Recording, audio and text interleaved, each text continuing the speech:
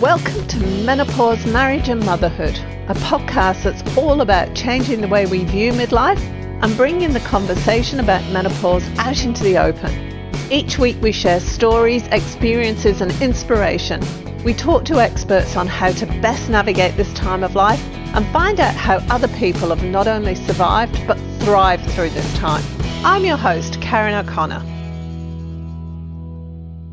Hello and welcome. I'm here today with Gabrielle Jackson. She's the Associate Editor for Audio and Visual at Guardian Australia, and she's the author of Pain and Prejudice, a book that has been published in Australia, New Zealand, UK, Ireland, USA and Canada, and has also been optioned for documentary. Gabrielle will be talking about sexism in medicine, which is the topic of her book. Welcome, Gabrielle. Thank you so much for having me. It's great to be here. Oh, I really appreciate it because this is a topic close to my heart. I went in for an operation on pelvic mesh, have some pelvic mesh removed about 18 months ago. And it's been an interesting experience going through the doctors and finding out how little is actually known about the female gynecological system and everything else. So tell me how you got into this, what led to this book and what you found out.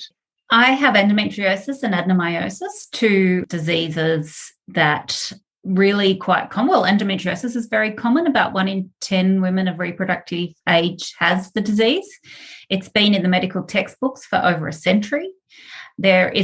It's when tissue similar to the lining of the uterus grows outside the uterus. So it's tissue very similar to endometrium, and it grows in places where it shouldn't, and it causes inflammation and scarring. It can fuse organs in the pelvis together, and it can create a lot of pain and other symptoms associated with chronic pain like headaches, fatigue, nausea, those kind of generalized symptoms of chronic pain that few doctors really understand very well to this day.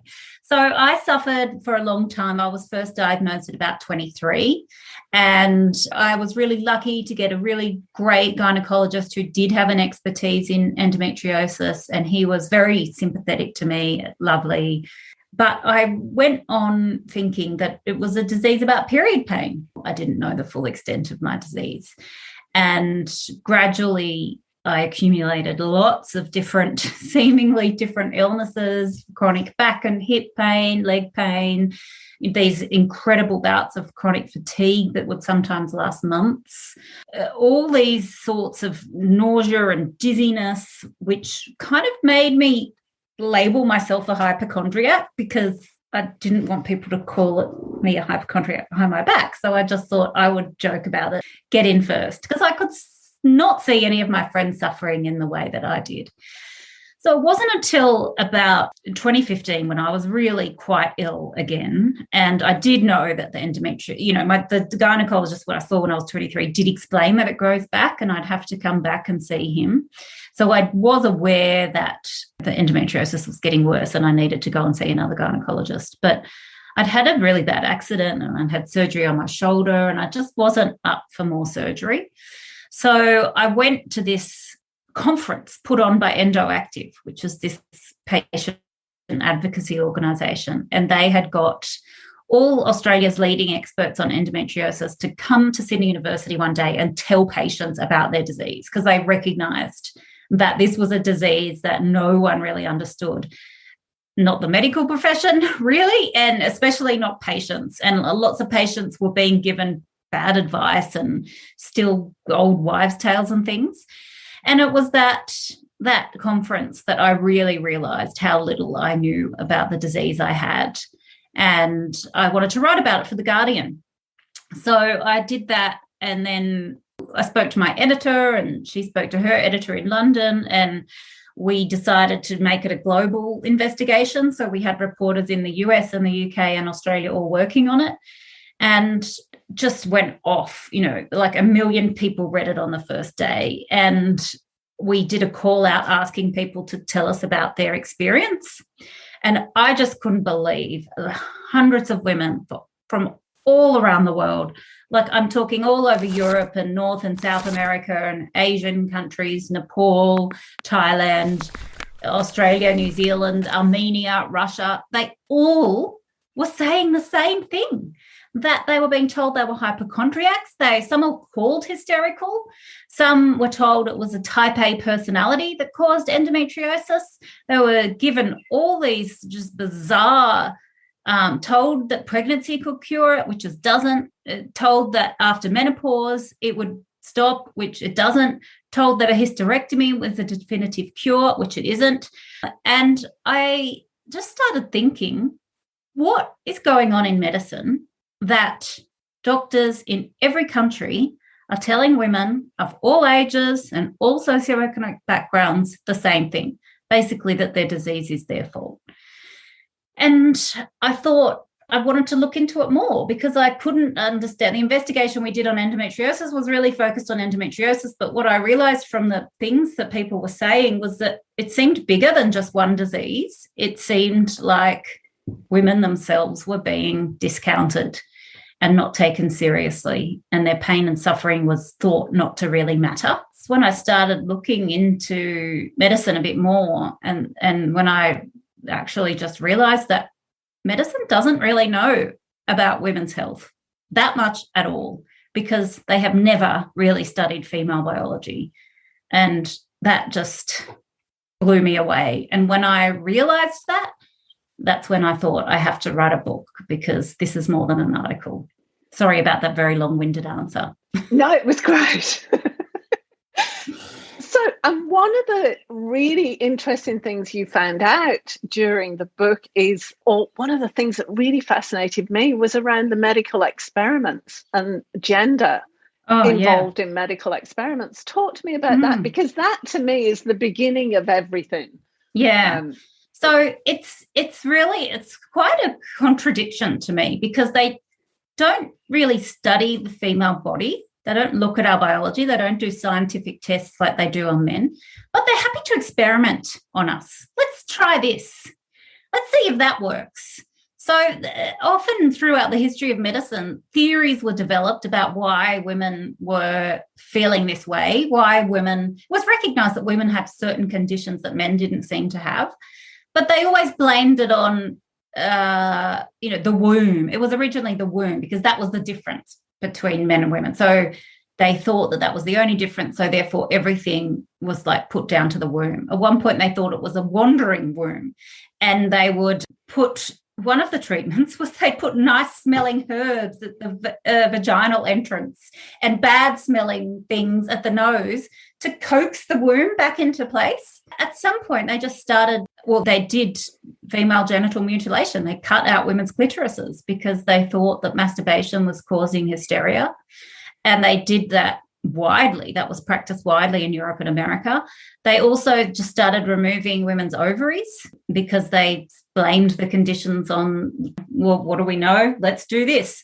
But the most brutal experiments were done on Black women, slaves in America, and they were done on without anaesthetic, on trying to repair fistulas, which obviously are a really severe problem for women and can lead to lifelong suffering.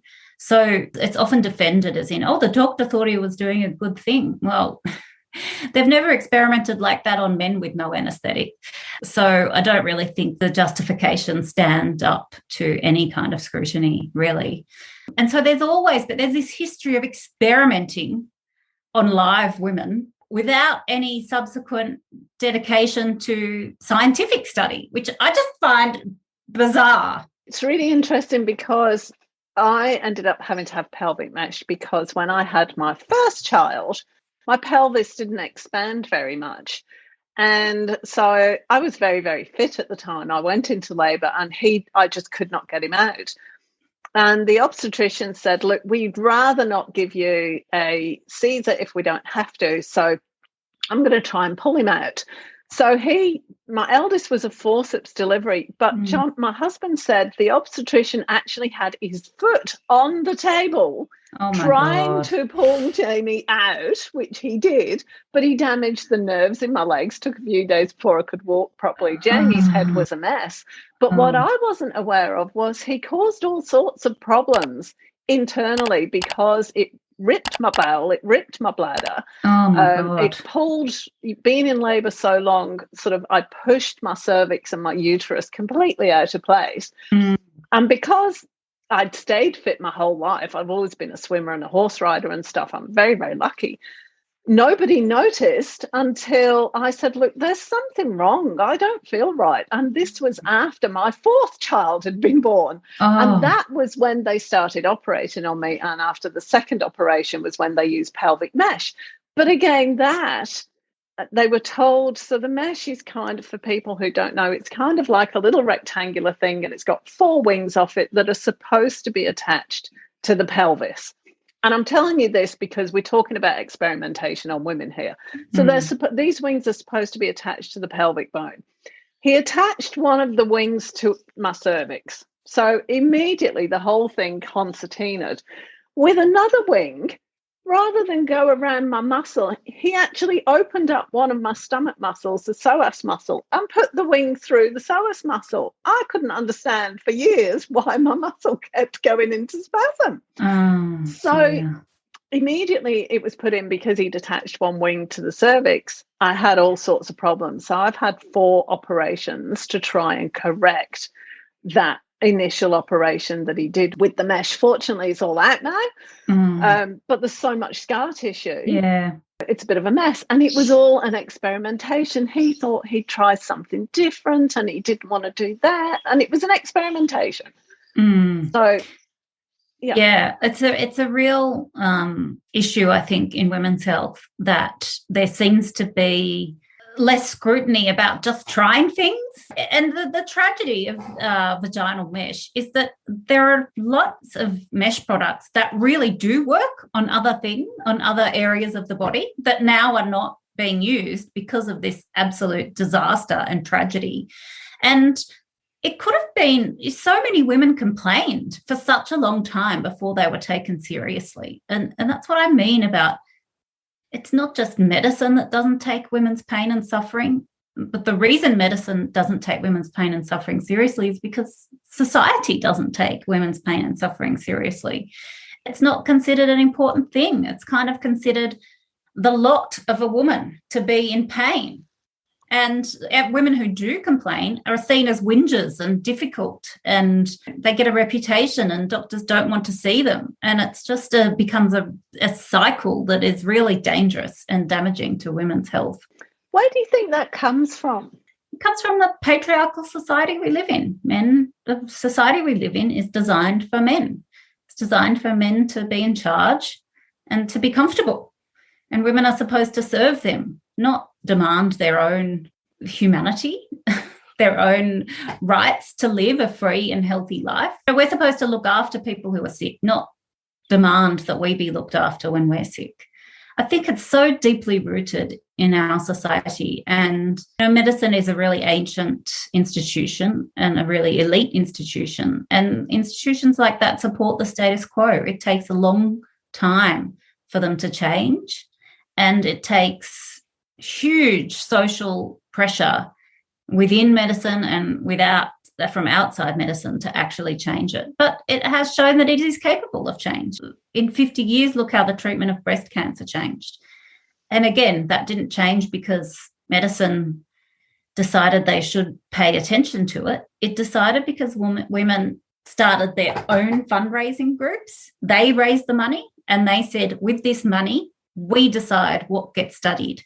We decide the studies that get done. And they took control of the research. And that is what changed about breast cancer. It came from women demanding better treatment for themselves and making sure that happened by controlling the money. And same with AIDS. Look, it was a death sentence not so long ago, and now people can live with it. Medicine is capable of rapid change, but not on its own. So that's what we're here for, I guess. It is what we're here for, because this isn't something that's particularly well known. I consider myself to be fairly widely read. I didn't know most of what you said in the book. And another of the things that I was really shocked about was when you talked about the medical experiments, and almost all medical experiments, like from the lab, all the way through are carried out on male subjects, because the female rats, rabbits, whatever, are there to reproduce, but the males are more expendable. So, and we've got completely different hormones. We actually don't know how our hormones interact with the medicines, because the vast majority of experiments carried out on male subjects. Just talk me through that, because you know all the facts and figures about that. Yeah, it's really extraordinary. It was one of the main things that I discovered that shocked me, that it wasn't just human clinical trials that really weren't studying women. So it wasn't until the 1990s that they made a rule that the clinical trials had to include women in them. It was so ridiculous. Even things like studies on breast cancer were carried out on men. I mean, it was actually absurd, the lengths they went to not study women. And they use the excuse that, oh, you know, women get pregnant and they have all their eggs and when they're born, so if the drug affects their eggs, they might be sterile. Often thalidomide is given as the excuse for that. But the problem with thalidomide was not that they tested it, they did a trial on pregnant women, it's that they didn't. And so the experiment was live. And that's what happens to this day. So many drugs are not tested on enough women. Still today, even though it's mandatory most of the time to include women in your human clinical trial, still only about 30% of human clinical trial subjects are female. And most of the studies done in animals, the preclinical trials, are still done on male animals. And lots of different reasons are given. They say, oh, the estrous cycle, which is kind of not completely equivalent to the menstrual cycle, but like the menstrual cycle, will interfere with results. It's like, well, if it does, what do we want to know? I mean, all the COVID vaccine trials, not a single one of them studied how it interacts with the menstrual system. Not a single one of them. That's 51% of the human population that is not being studied for major side effects. And that just happens all the time. So in the study of diseases, it happens. So even lab animals are mostly all male. Everything we know about human health basically comes from the study of men or male animals, even in diseases that mostly affect women. So in chronic pain, for example, most pain drugs, 80% of them have been tested on male animals or male humans. 70% of people with chronic pain are women. So there is just not adequate knowledge of what real drugs really work on chronic pain, because they're not being tested in the people who suffer from it. And some other studies have shown that disease itself, so heart disease is becoming much more well-known and publicised now, that women have slightly different symptoms of heart attacks, and that means that they're not treated as well. So they die more from the same heart attacks. And even though that is known, still recently, like in 2018, there was a big study done on major tertiary hospitals in Australia that showed that women having the severe kind of heart attack are half as likely to be treated properly when they present to emergency departments, and twice as likely to die within 6 months because of that poor treatment. That's in Australia, in our best hospitals, to this day, that is happening. And they think that almost all diseases have some gender differences. They just don't know what they are yet. But we also know that there's a delay in diagnosis for lots of for major cancers that are experienced by men and women, in women compared to men. And maybe that might be another reason. It might not just be that doctors are ignoring women's complaints. It may very well be that the symptoms are slightly different, and that's why it's not being picked up.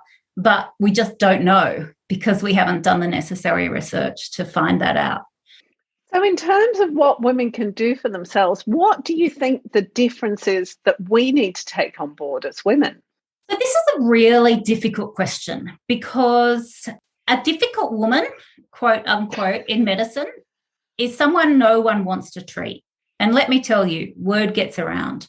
If you are a woman of any minority status, if you're an Aboriginal woman or you are a transgender person, or you are an obese woman, or any kind of other thing that gives you some minority status, you're less likely to be taken seriously in the first place.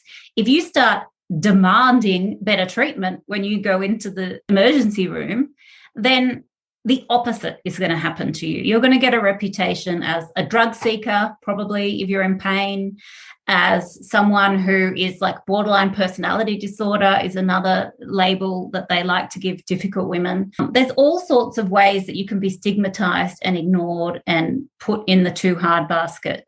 So I would never like to say to any women, it shouldn't always be on us to do better. It has to be on medicine to do better. If you're a privileged white woman like you and I are, I think we should use our power to advocate for better treatment for all women and really listen to the most underprivileged women in society of what they're telling us and the treatment they're being given, and try to start there in how we organise ourselves and the kind of advocacy we do. It's really difficult to say there's nothing we can do. I hate that answer. Like, I think there are things we can do. But I think the things that we can do are trust ourselves. We know our body, right? And if we go to a doctor who doesn't believe us, a lot of us can try another doctor or do a bit more research. And that's another thing I'm scared to say these days, because there's all these weird types of people telling you to do your own research without knowing what research means. So I then go to reputable patient groups and reputable newspapers and health journals and things like that to find some information about your disease or your symptoms. And then try another doctor or another health professional. It can be really hard, but so many problems we accept as women because we kind of think we're supposed to suffer, and we leave things until they get late. Like when I left my last surgery for endometriosis, things just got so much worse. And I didn't realise that by putting up with it and delaying treatment, it has an echo effect that actually made the symptoms worse. And if I'd been a bit more on top of it, I could have prevented maybe some of the worst symptoms. But I think, believing ourselves. I think one thing I think is highly underrated is like getting a GP that you know, that knows you, that you trust, going to that same GP. I have the most wonderful GP, and she is such an advocate for me. She knows when something's not normal for me. She knows who I am, and she knows I'm not a hypochondriac, and she's brilliant. And I think that's often the case when you eventually find a really good GP. They can be your best advocate in helping you find the care you need. Yeah, it's really interesting what you're saying, because there is an expectation that pain is part of life. Because when I went to the persistent pain management program, I mean, how many people know there is such a thing as a persistent pain management program? I know. And there is, guys. Yeah. And you get it for free. It's actually on Medicare if you're in Australia. Like, go and find out.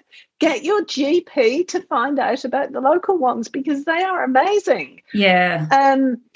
But when I went for my interview before I went there, because you go in and they show you around and they find out your background and everything. And this was before I had the pelvic mesh out, and it was my gynecologist that insisted that I go on this persistent pain management program. She said, "You are in pain." I'm like, "Yeah, but I just live with it. You know, Yeah. I've just learned to deal with it. I just kind of work my way around it." And then because she listened to me, and because the doctors at the persistent pain clinic listened to me, I was just started crying, because I'm like, I shouldn't be in pain. There should be no, I can't imagine a life without some kind of discomfort, without some kind of limitation. It is expected. We expect to, I'm going, well, I've had 4 kids, I've done this, that, and the other, I throw myself off horses all the time. There's always an excuse. But what if you don't have to live with the pain? Exactly. I had a very similar experience. Before and after my surgery, I had a colonoscopy to check. They suspected there was endometriosis on the bowel, and there was quite significant damage to the bowel. And the colorectal surgeon was talking me through my options, and I was like, oh, I don't know if I want to do this, blah, blah, blah. And he just looked at me and said, you don't have to live like this. And I just burst out crying. He's like, this isn't normal. And you don't have to have that life. And it was only after then that I kind of started adding up the limits that I'd placed on my life because of this pain. It wasn't a full life. I had limited my social outings. I had to plan work things around my period, sometimes I would just not be able to show up to things I'd committed because the pain was just unexpected. And I think that's something we don't do as women. We don't count the opportunities lost because of these limitations that we have, because we kind of accept that's just part of who we are. And of course, pain is a part of life, right? So you can't expect to live pain-free, but we have developed such a tolerance for this very high level of, I think Dr. Susan Evans always says to me, a bit of pain is normal. When it regularly interferes with your day-to-day life, then it's not normal, and you have to get it seen to. And it sounds like for you and me both, it was interfering with our day-to-day life, like quite regularly, not just occasionally, and we were just putting up with it.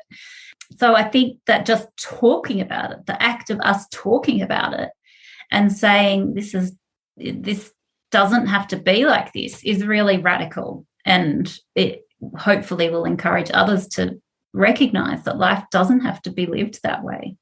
One of the reasons I started the podcast is because I don't want my daughters hitting menopause knowing zero about menopause like I did. Our Western society, we've spread out, we've lost that intergenerational connection where the older relatives and older friends can tell you what's going to happen, or say, oh, this is normal, or no, that's not normal. And I want my daughters to be aware of it. And I also want them to be aware of the ability, they don't have to live in pain, because I know they both suffer quite badly from period pains. I never did, can't relate to it, but it's not normal. Just because you're having your period does not mean that you have to lie with a hot water bottle on your belly for 3 days because you can't move. That's not normal, guys. Yeah, that is really powerful. It's such a powerful message. And sometimes because it's been so hush-hush and taboo to talk about, often research has found that endometriosis and some other painful conditions can be hereditary. So often mothers and grandmothers have said to their daughters, oh, that's normal, I had that too, because they had no way of knowing it wasn't normal, actually. And so because when we make things taboo, like we've made everything to do with a woman's period or sexuality, it really encourages myths to form and for bad information to get passed on, because there's no accepted normal. Normal is just what is your normal. But that's why normal is such a difficult word to use. But I think you're right. It's not normal when it's 3 days in bed, you can't move. No, I'm sorry. That's not normal. No, and talking about that taboo topic of sexuality, female sexuality and female genitalia and everything, we have to move beyond that if we're actually going to be able to feel comfortable going to the doctors and saying, no, there's something wrong here, because otherwise you're just not going to be comfortable. I still hate, I've had 4 children, and I still hate going to the doctor and having my, all the, the cervical smears and everything like that. It's just like, oh, no, I can't stand it. And it's something that we need to accept as that's part of life. There's nothing to be embarrassed about. There's nothing wrong. I was really shocked when you said in your book that the full map of the female genitalia wasn't made until 2009, 2010. Is that right? Yeah, that's true. I mean, in very early textbook, the German anatomist had included the full clitoris, the part underneath as well as the external part. And somehow it was just dropped out of textbooks somewhere along the way. And the clitoris came to be thought of as this little size of a pea-shaped nub that comes out from the top of your labia. Well, that's only really the tip of the iceberg, and the structure of the clitoris is underneath the vulva. And that was only properly mapped anatomically by a female surgeon this century. And when they do prostate surgery for men, they very carefully map out the nerve endings to avoid adversely affecting erectile function or, sexual function. And that has never been done in women's pelvic surgery. It took a female surgeon to say, hey, what's going on here? We need to properly map the nerve pathways. The clitoris is a very, very nerve-intensive organ, as you can imagine. And that's only been done this century. It's just amazing. And she told us, we interviewed her at The Guardian, and she told us that doctors basically said she was being a bit pervy by doing this work. By mapping human anatomy, she was being pervy. I mean, how crazy is that? And a lot of doctors still won't know about the full shape of the clitoris. So it's just extraordinary. It is. On that note, I know we've got to finish up now. Thank you so much, Gabrielle. Oh, thank you so much for having me, and thanks for making this podcast. I think it's really important, and I'm really glad to be on here. Oh, I really appreciate it. Thank you.